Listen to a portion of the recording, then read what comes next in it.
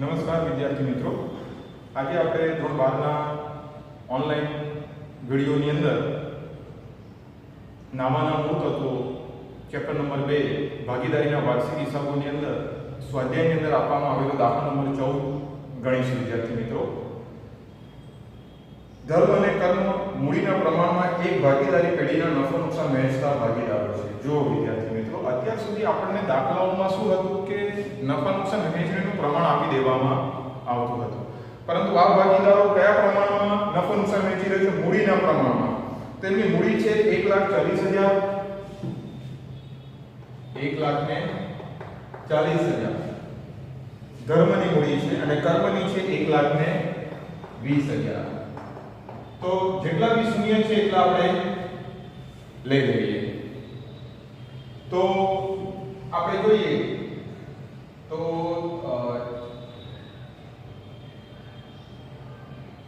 7 દુ 14 અને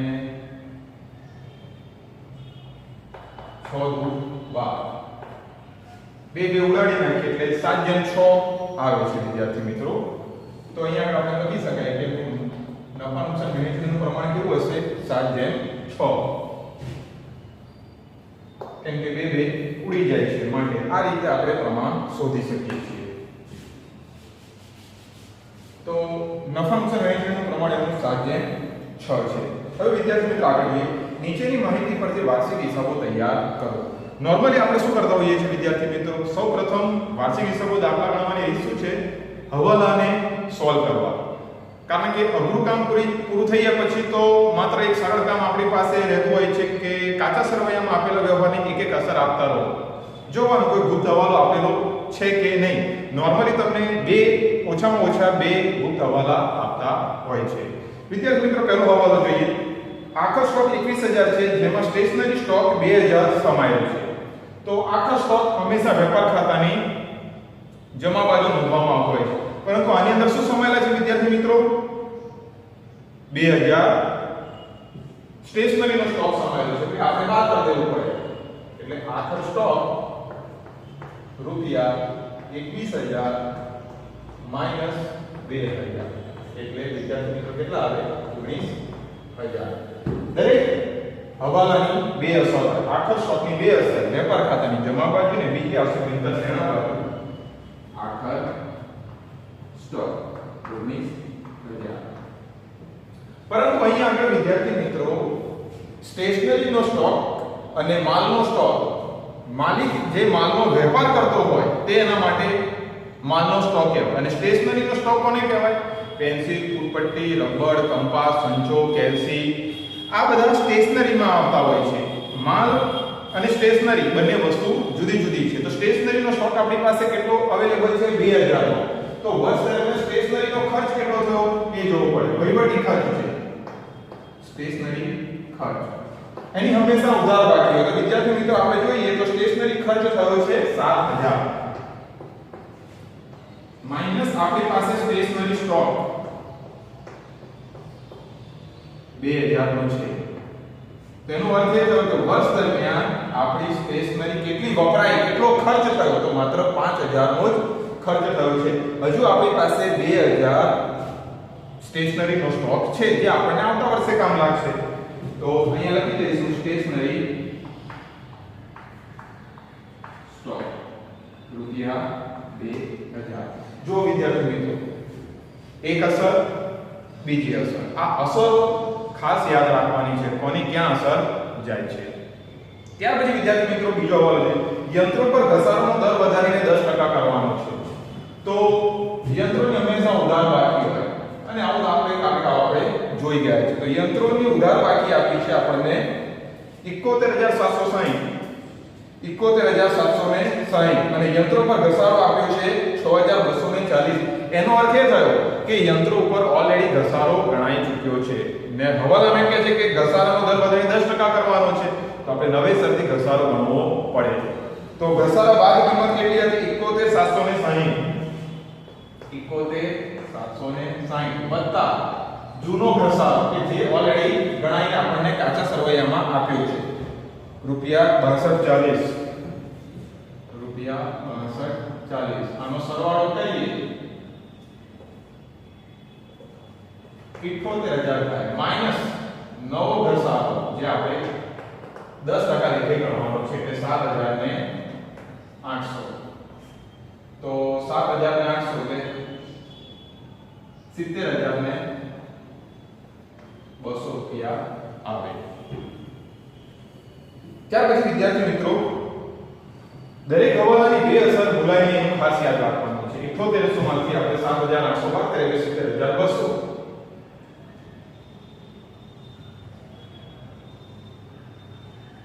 હવે આપણે વિદ્યાર્થી મિત્રો આગળ વધીએ। ઘસારાની બીજી અસર यंत्र पर घसारा 7800। एक बाबत याद રાખીશું પરીક્ષાની અંદર એક પાકું સરવૈયું અને એક નફા નુકસાન ખાતું મોટું બનાવવાનું યાદ રાખવાનું કારણ કે સૌથી વધારે વ્યવહારો એની અંદર જ આવતા હોય છે। ત્યાર પછી નંબર 3 1000 નું ઉધાર વેચાણ ભૂલથી ખરીદ પરત નોંધમાં નોંધાયું છે। જો આ સૌથી અગત્યનો અને મહત્વનો હવાલો છે વિદ્યાર્થી મિત્રો છે ખરેખર ઉધાર વેચાણ ભૂલથી ખરીદ પરત નોંધમાં નોંધાયું છે। હવે વિદ્યાર્થી મિત્રો દરેક વ્યવહારની ઓછામાં ઓછી બે અસરો હોય તો અહીં આગળ આપણે પહેલા વેચાણ લખીશું। યાદ રાખજો વિદ્યાર્થી મિત્રો આ જે વેચાણ આપેલું છે એમાં રોકડ વેચાણ પણ સમાયેલું છે અને ઉધાર વેચાણ પણ સમાયેલું છે એટલે વર્ષ દરમિયાન આપણે વેચાણ કુલ કેટલું કર્યું એ આપણને કાચા સરવૈયાની અંદર હંમેશા વેચાણની જમા બાકી હોય તો વેચાણ આપ્યું છે વિદ્યાર્થી મિત્રો આપણને 1,20,000 પ્લસ નહીં નોંધાય ઉધાર વેચાણ નોંધ્યું નથી કેટલા રૂપિયા છે વિદ્યાર્થી મિત્રો 1,000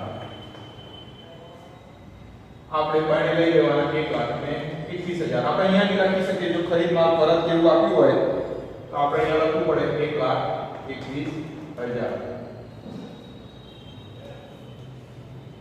હજુ હવાલો પૂરો નથી થયો યાદ રાખજો ઉધાર વેચાણથી દેવાદારોને અસર થાય તો દેવાદારોની હંમેશા ઉધાર બાકી હોય ઉધાર વેચાણથી દેવાદારોમાં વધારો થાય। અહીંયા દેવાદારો આપણી પાસે કેટલા છે જોવા પડે આપણે તો દેવાદારો આપણને અહીં આગળ જોઈએ તો વિદ્યાર્થી મિત્રો લેણું શબ્દ લખે તો લેણું છે 27400।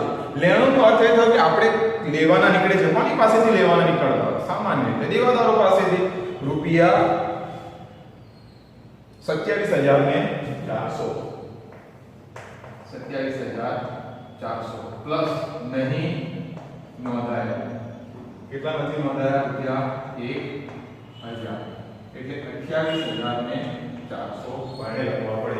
આપણે બાણે એટલા માટે લખી દીધા છે વિદ્યાર્થી મિત્રો કારણ કે હવાલામાં કોઈ પણ જગ્યાએ આપણને એમ નથી કીધું કે દેવાદારો પર ગાળફા અને ગાળફા બનાવટની જોગવાઈ કરો સામાન્ય રીતે એ હવાલો આપણને પૂછતા હોય છે। હવે વિદ્યાર્થી મિત્રો આ તો બે અસરો અપાઈ ગઈ હવે જે ખોટું હતું એને પણ સુધારવું પડે તો ખરીદી લખીશું આપણે ખરીદી હંમેશા ઉધાર બાકી હોય વિદ્યાર્થી મિત્રો વર્ષ દરમિયાન આપણે કોઈ કેટલી ખરીદી કરી 80000 માઈનસ ખરીદ પરત તો વર્ષ દરમિયાન આપણી ખરીદ પરત કેટલી છે કેટલો માલ આપણે પાછો મોકલ્યો છે તો અહીં હંમેશા જમા બાકી હોય તો માલ પરત ઉધાર એટલે યાદ રાખજો ખરીદ પરત રૂપિયા 2000।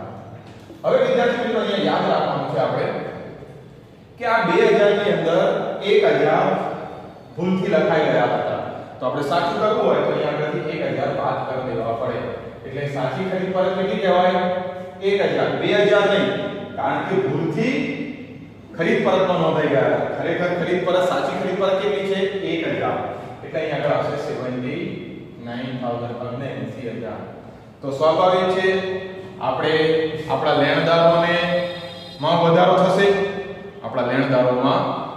થશે કારણ કે એનો અર્થ એ થયો કે લેણદારો પણ વધુ લખાઈ રહ્યા હશે તો અહીં આગળ લેણદારોની હંમેશા જમા બાકી હોય તો લેણદારો આપણને કેટલા આપ્યા છે જોઈ લઈએ દેવું શબ્દ છે દેવું એટલે કે જેને આપણે ચૂકવવાના છે તે લોકો એટલે કે વેપારીઓ એટલે કે લેણદારો રૂપિયા 79000 આપેલા છે પ્લસ ભૂલથી નોંધાયેલ ખરીદ પરત રૂપિયા 1000 કારણ કે આપણે ભૂલથી ખરીદ પરત નોંધમાં વેચાણ ઉધાર વેચાણ લખી નાખ્યું હતું એટલે હવે આપણા લેણદારોમાં વધારો થાય. સાચા હવે લેણદારો આપણા કેટલા 80000 79 નહીં, કારણ કે 2000 માંથી આપણે 1000 બાદ કરી નાખીએ એટલે અહીંયા વધારો થયો કહેવાય. ત્યાર પછી વિદ્યાર્થી મિત્રો તમે જોઈ શકો છો 1 2 3 અને 4. એટલે એવું હોતું નથી કે હંમેશા દરેક હવાલાની બે જ અસર, ઓછામાં ઓછી બે હોય, બે કરતા વધુ હોય છે. ત્યાર પછી આપણે જોઈએ જાહેરાત ખર્ચનો 1/4 ભાગ આવતા વર્ષે લઈ જવાનો છે. વિદ્યાર્થી મિત્રો અહીંયા આગળ એમ કહેશે આપણને કે જાહેરાતનો જે કુલ ખર્ચ થયો છે આપણો એમાંથી 1/4 આવતા વર્ષે લઈ જવાનો છે. એનો અર્થ એ થયો કે આવતા વર્ષે અગાઉથી આપણે ચૂકવી દીધો છે. તો જાહેરાત ખર્ચ આપણો કુલ કેટલો થયો છે જોઈશું આપણે 36000 માઈનસ 1/4 અગાઉથી ચૂકવેલ. આ તો 17 નું છે, આપણે 18 માં લઈ જવાનું છે. તો 9 × 36 એટલે 9000 ને આપણે આવતા વર્ષે લઈ જવાના છે એટલે 27000 આવશે. હવે 9000 આપણે આવતા વર્ષે લઈ જવાના એટલે અગાઉથી ચૂકવી દીધો છે ખર્ચ. જાહેરાત ખર્ચ વેચાણ વિતરણ ખર્ચ કહેવાય. અગાઉથી ચૂકવેલ જાહેરાત ખર્ચ રૂપિયા 9000. બે વ્યવહાર ની અસર આપવાની રહી ન જાય એ ખાસ ધ્યાન રાખવાનું. તો આ તો વિદ્યાર્થી મિત્રો આપણા હવાલા થયા. હવે એક એક કરીને આપણે ઝડપથી અસર આપતા થઈએ, કાચા સરવૈયા તરફ આવીએ. પહેલું આપ્યું છે ઉપાડ. વિદ્યાર્થી મિત્રો અહીંયા આગળ આપણને મૂડી ખાતા પણ બનાવવાના કીધા છે અને ચાલુ ખાતાની બાકીઓ પણ આપી છે. તો મૂડી ખાતાની જ્યારે આપણને ચાલુ ખાતા પણ બનાવવાના કીધા હોય અને મૂડી ખાતા પણ આપેલા હોય ત્યારે યાદ રાખવું કે મૂડીની માત્ર એક જ અસર આવે, કારણ કે સ્થિર રહેશે. કેવી રહેશે? સ્થિર. શરૂઆતની અને આખરની મૂડી કેવી રહે? સ્થિર રહે. તો અહીંયા હું લખી દઉં છું મૂડી. આના માટે આપણે સ્પેશિયલ ખાતું બનાવવાની કાંઈ જરૂર નથી. તો કે ધર્મ અને કર્મ. એકની આપણને શરૂઆતમાં 1,40,000 હમણાં આપણે જોઈ ગયા અને એકના 1,20,000 આપેલા છે એટલે બેને 2,60,000 આપ્યા છે. મૂડી આપણને જમા બાકી હોય, મૂડી માટે આપણે સ્પેશિયલ કોઈ ખાતું બનાવવાની જરૂર નથી. ઉપાડ જો પડ પર વ્યાજ લીધું હોય, મૂડી પર વ્યાજ લીધું હોય, કોઈ કર્મચારીને પગાર ચૂકવવાનો, ધર્મને પગાર ચૂકવવાનો, કર્મને કોઈ ભાગીદારને પગાર ચૂકવવાનો કીધું હોય તો બધી અસરો અહીંયા આવે. તો પહેલું અહીંયા આગળ આપણે ડાબી તરફ ઉપાડ આપ્યો છે. અહીંયા શબ્દ લખીશું ઉપાડ ખાતે. એક લીટી છોડ દઈશું આપણે, કારણ કે શરૂઆતની બાકી આપી હોય, બાકી આગળ લાવ્યા, ઉધાર બાકી પણ આપ્યું હોય ને જમા બાકી આપ્યું હોય એટલે થોડી એક સ્પેસ છોડીને આપણે અહીંયા લખીશું ઉપાડ ખાતે. તો ધર્મનો ઉપાડ છે વર્ષ દરમિયાનનો 7,500 અને કર્મનો ઉપાડ છે 5,000. હવાલામાં કોઈ પણ જગ્યાએ આપણને ઉપાડ પર વ્યાજ ગણવાનું કીધું નથી. ત્યાર પછી આપણે આગળ જઈએ. શરૂઆતનો સ્ટોક હંમેશા વેપાર ખાતાની ઉધાર રૂપિયા 15,000.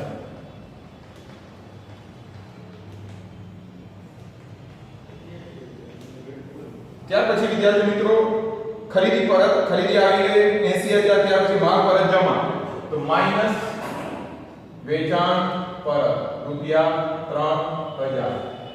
1,21,000 માંથી આપણે 3,000 બાદ કરી નાખીએ એટલે 1,18,000 આવશે. 1,21,000 માઈનસ 3,000 1,18,000. ત્યાર પછી આપણે લેણું આવી ગયું વિદ્યાર્થી મિત્રો. હવે આવ્યા પગાર. તો પગાર ઉપર ગુપ્ત હવાલો છે. પગાર આપણે આખા વર્ષનો ચૂકવવાનો હોય એટલે કે 1 એપ્રિલ થી 31 માર્ચ સુધી આપણે પગાર ચૂકવવાનો હોય, પરંતુ અહીંયા તારીખ આપણને આપી છે 28/2/17 સુધીનો આપ્યો છે. એટલે આ લોકોએ પગાર ચૂકવ્યો છે માત્ર ફેબ્રુઆરીના અંત સુધીનો. તો 1 મહિનાનો ચૂકવવાનો બાકી કહેવાય. ચૂકવવાનું બાકી હંમેશા એ આપણી જવાબદારી કહેવાય, એ આપણું દેવું કહેવાય, એ આપણે ચૂકવી દેવું પડે. તો પગારની બાકી અહીંયા આપી છે આપણને રૂપિયા 13,200 પ્લસ ચૂકવવાનું બાકી. હવે વિદ્યાર્થી મિત્રો આપણે ચૂકવવાનું બાકી શોધવું હોય તો કઈ રીતે શોધી શકાય? તો અહીંયા ફોર્મ્યુલા બતાવશું, યાદ રાખીશું. 13,200 આપણને કુલ 11 મહિનાનો પગાર આપ્યો છે. તો ભાગ્યા 11 કરીએ તો આપણને 1 મહિનાનો પગાર મળી જાય. તો 13,200 ભાગ્યા 11 કરીએ એટલે 1200 રૂપિયા આવશે. 1 મહિનાનો પગાર 1200 રૂપિયા થયો. તો 12 મહિનાનો 14,000 ને 400 રૂપિયા પગાર આવવો જોઈએ. જો અહીંયા ગુપ્ત હવાલો હતો એટલે આપણે 11 મહિના 1 મહિનાનો શોધવા માટે 13200 ભાગ્યા 11 કરીએ એટલે 1 મહિનાનો મળી ગયો. 1 મહિનાનું ચૂકવવાનું બાકી છે. દાખલામાં તમને 2 મહિનાનો પણ શોધવાનું કહે. તારીખ અગત્યની છે. અહીંયા મહત્વનું છે તારીખ. જો આપણને 31 જાન્યુઆરી આપી હોય તો આપણે 2400 રૂપિયા અહીંયા આવતા. તો એ રીતે આપણે શોધવાનું છે. પરંતુ અહીંયા આપણે ગુપ્ત હવાલાની બીજી અસર આપવાની રહી ન જાય એ ખાસ ધ્યાન રાખો. તો અહીંયા લખીશું ચૂકવવાનું બાકી પગાર. ચૂકવવાનો બાકી પગાર છે વિદ્યાર્થી મિત્રો અહીંયા આગળ રૂપિયા 1200. ત્યાર પછી વિદ્યાર્થી મિત્રો આપણે આગળ વધીએ. યંત્રો આવી ગયા. યંત્રો પર ઘસારો ગણાઈ ગયો. મકાન રૂપિયા 80000. મકાનની હંમેશા ઉધાર બાકી હોય એ મિલકત લેણા બાજુ નોંધાય એ યાદ રાખીશું. મકાન એ સ્થિર મિલકત છે. ત્યાર પછી મજૂરી છે રૂપિયા 1600.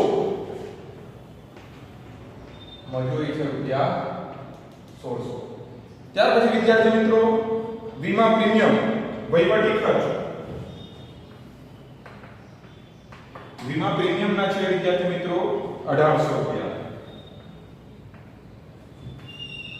ત્યાર પછી આપેલ વટાવ 3200 રૂપિયા. આપેલ વટાવ 3200 રૂપિયા. જો અહીં આગળ આપણું આ જગ્યાના અભાવના કારણે આપણું ખાતું અહીંયા પૂરું થઈ જાય છે તો અહીંયા આપણે શરૂ કરેલું છે. ત્યાર પછી આપણે લોન પર વ્યાજ. તો આ કોની લોન પર વ્યાજ છે એ જોવું પડે આપણે. તો આપણે ધર્મ પાસેથી લોન લીધેલી છે રૂપિયા 30000. જો ધર્મ એ ભાગીદાર છે. ધર્મની લોન કેટલા રૂપિયાની લોન લીધી છે આપણે? 30000 ની લોન લીધી છે. વિદ્યાર્થી મિત્રો યાદ રાખજો પ્રથમ ચેપ્ટર આપણું ચાલતું હતું ત્યારે આપણે ડિસ્કસ કરેલી કે જો કોઈ ભાગીદાર પેઢીને લોન આપે અને કરારનામાની અંદર કોઈ પણ પ્રકારની જોગવાઈ ન હોય કે લોન પર કેટલું વ્યાજ ચૂકવવું ત્યારે હંમેશા યાદ રાખવું 6% લેખે પેઢીએ ભાગીદારને વ્યાજ ચૂકવવું પડે. તો અહીંયા આપણે ધર્મની લોન પર 6% લેખે વાર્ષિક વ્યાજ ગણવું હોય તો 6 તારીખ 1800 રૂપિયા વ્યાજ ચૂકવવું પડે. કેટલા રૂપિયા? 1800 રૂપિયા. જ્યારે અહીંયા વ્યાજ કેટલું ચૂકવાયું છે? 1200 રૂપિયા. આ ગુપ્ત હવાલો છે વિદ્યાર્થી મિત્રો. તો અહીંયા લખીશું આપણે લોન પર વ્યાજ રૂપિયા 1200 ચૂકવ્યા છે. અહીંયા લખીશું ચૂકવવાનું બાકી રૂપિયા 1800 એટલે કે 600. વર્ષ દરમિયાન કેટલા હોય વિદ્યાર્થી મિત્રો? 1800. કઈ રીતે? તો કે 30000 ગુણ્યા 6%. 6 તારીખ 1800. 1200 ચૂકવાઈ ગયા છે. 600 ચૂકવવાના બાકી. ચૂકવવાનું બાકી હંમેશા પ્લસ થાય. હવે અહીં આગળ આપણે માત્ર ને માત્ર જેટલા ચૂકવવાના છે એની અસર આપવાની. ચૂકવવાનું બાકી લોન પર વ્યાજ રૂપિયા 600. બે અસર આપી ગઈ. હવે આપણે આગળ વધીએ. ફર્નિચર 87000.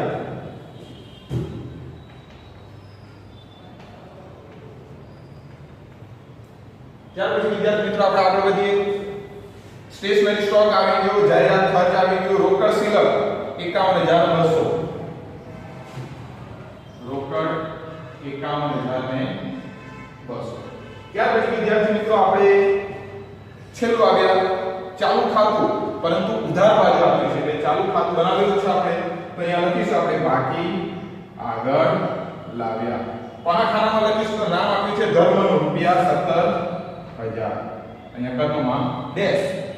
હવે ડાબી તરફની વિગતો પૂરી થઈ એટલે તરત જ જમણી તરફ આવી જશે વિદ્યાર્થી મિત્રો. મૂડી ખાતા તો આપણે શરૂઆતમાં લખી નાખ્યા સ્થિર રહેશે. વેચાણ આવી ગયું વિદ્યાર્થી મિત્રો. આપણે જોઈ શકો છો માલ પરત ઉધાર 2000 આવી ગયું. દેવું 79000 એટલે કે 80000 આવી ગયા. મજૂરીના બાકી દેવા એ આપણું દેવું કહેવાય. મજૂરીના બાકી દેવા કેટલા છે? દેવું આપણું એની હંમેશા જમા બાકી હોય છે રૂપિયા 700.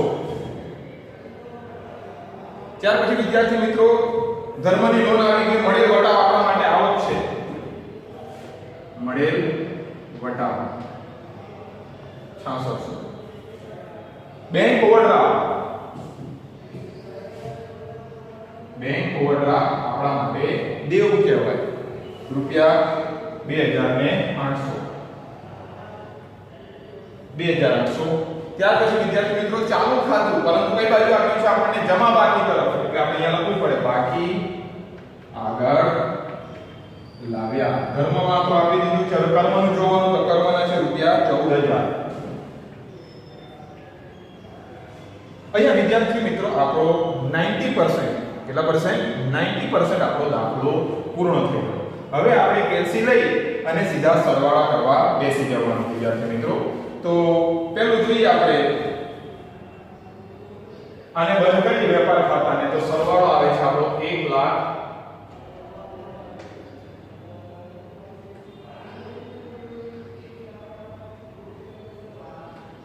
2,37,000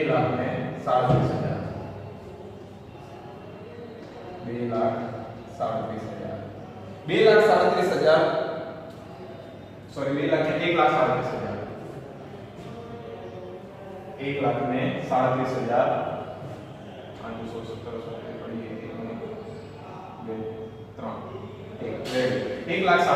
એટલે આ બાજુ જે બાકી પડશે એને આપણે કહીશું કાચો નફો. તો વિદ્યાર્થી મિત્રો આપણે કેલ્સી ની અંદર 1,37,000 માઈનસ 15,000 માઈનસ 79,000 માઈનસ 1600 કરીશું એટલે આપણને મળશે 41,400. અને આપણે આગળ લઈ જવાના હોય એટલે અહીંયા લઈ આવીશું કાચો નફો 41,400. હવે વિદ્યાર્થી મિત્રો દાખલામાં જોતાની સાથે ખબર પડી જાય છે કે આ બાજુ સરવાળો વધુ છે, આ જમા બાજુ ઓછો છે.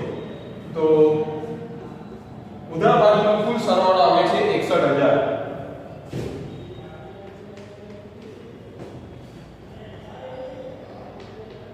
અને આ બાજુ જે બાકી પડશે એને કહેવાય ચોખ્ખી ખોટ. જમા બાજુ જે બાકી પડી એને કહેવાય તો ખરેખર ઉધાર બાકી. જમા બાજુ બાકી પડે છે એનો અર્થ એ થયો કે ખોટ ગઈ છે. ખોટ આવે છે રૂપિયા 13,000. આને આપણે નફા નુકસાન ફાળવણી ખાતે લઈ જવું પડે. ચોખ્ખી ખોટ. વિદ્યાર્થી મિત્રો યાદ રાખજો કઈ બાકી ક્યાંય તરફ જઈ રહી છે. ખોટ આવી રૂપિયા 13,000. હવે આને બંધ કરીએ તો 13,000 આનો સરવાળો 13,000 બાકી પડશે પણ 13,000 કારણ કે જમા બાજુ તો કઈ છે જ નહીં. આને કહેવાય વહેંચણી પાત્ર ખોટ. એક છે ધર્મ અને એક છે કર્મ. હવે 13,000 ગુણ્યા 7 ભાગ્યા 6 6 નું 12 ને 13 એટલે 7,000 અને 6,000 આવશે વિદ્યાર્થી મિત્રો. 7,000 અને 6,000 એટલે અહીંયા લખીશું વહેંચણી પાત્ર ખોટ. ખોટ આ બાજુ જાય ઉધાર બાજુ ભાગીદારોના ચાલુ ખાતા બનાવેલા છે આપણે 7,000 અને 6,000. હવે આપણે વિદ્યાર્થી મિત્રો જોઈ શકીએ છીએ કે આ બાજુ તો કઈ લખેલું જ નથી. તો સરવાળો કરીએ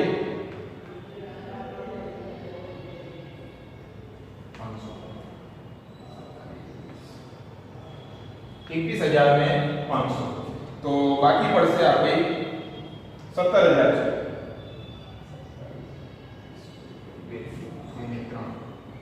31,500 આ બાજુ કઈ બાદ કરવા જેવું છે નહીં એટલે 31,500 આવશે. હવે વિદ્યાર્થી મિત્રો આનો સરવાળો કરીએ તો આ બાજુ વધુ છે રૂપિયા 14,000 માંથી આપણે 6,511 બાદ કરીએ એટલે 3,000. અહીંયા શબ્દ લખીશું બાકી આગળ લઈ ગયા. અહીંયા પણ શબ્દ એ જ આવશે બાકી આગળ લઈ ગયા. હવે વિદ્યાર્થી મિત્રો અહીંયા આપણે સૌથી મહત્વનો મુદ્દો આવી રહ્યો છે. યાદ રાખીશું જ્યારે ચાલુ ખાતામાં જમા બાજુ જો બાકી પડે તો મિલકત લેણા બાજુ. હવે આને કહેવાય ખરેખર ઉધાર બાકી વિદ્યાર્થી મિત્રો. બાકી કઈ બાજુ પડી છે જમા બાજુ, પરંતુ કહેવાય શું ધર્મની ઉધાર બાકી. એટલે અહીંયા આપણે લખવું પડે ધર્મના ચાલુ ખાતે. ધર્મના ચાલુ ખાતે રૂપિયા લખીશું આપણે 31,500 અને કર્મની બાકી પડી છે ઉધાર બાજુ, પરંતુ એને કહેવાય જમા બાકી અને આને સીધી લઈ જવી પડે મૂડી અને દેવા બાજુ. એટલે અહીં આગળ આપણે લખીશું કર્મના ચાલુ ખાતે રૂપિયા 3,000. હવે વિદ્યાર્થી મિત્રો આપણે અહીંયા આપણો આ દાખલો પૂર્ણ થતા પહેલા કેલ્સી લઈને આપણે બંને બાજુના સરવાળા કરીએ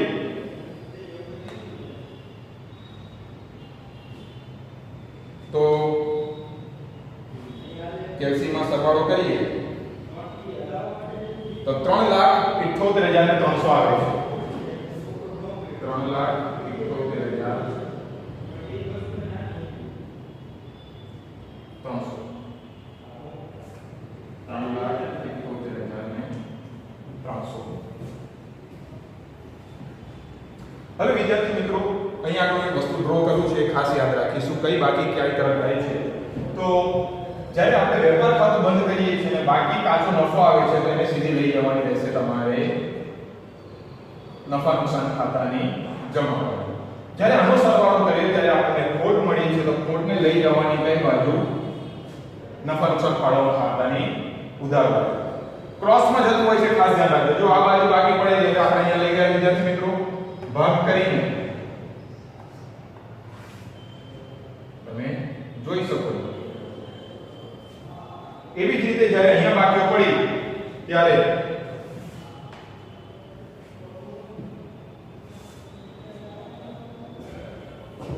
આ જે બાબતો છે ખૂબ જ અગત્યની છે, મહત્વની છે, જે યાદ રાખવાની છે. કારણ કે બોર્ડની પરીક્ષા હોય કે પ્રેક્ટિકલી દાખલા ગણતા હોય ત્યારે વિદ્યાર્થી નાની નાની માઇનોર મિસ્ટેક કરતો હોય પોતાના જવાબ આવતા નથી. પરંતુ એક વસ્તુ હંમેશા યાદ રાખીશું આપણે કે કોઈ પણ વ્યક્તિ હોય પ્રેક્ટિસથી જ પરફેક્ટ બનતો હોય છે. જેટલી પ્રેક્ટિસ તમે મેક્સિમમ કરતા રહેશો, વારંવાર પુનરાવર્તન કરતા રહેશો, એ જ રીતે તમારા ભાગીદારીના વાર્ષિક હિસાબોના દાખલાઓ પાકા થતા જશે. હવે જ્યારે આપણે નેક્સ્ટ ટાઈમ ભેગા થઈશું ત્યારે આવી રીતે સ્વાધ્યાયનો દાખલો જોઈશું. Have a nice day.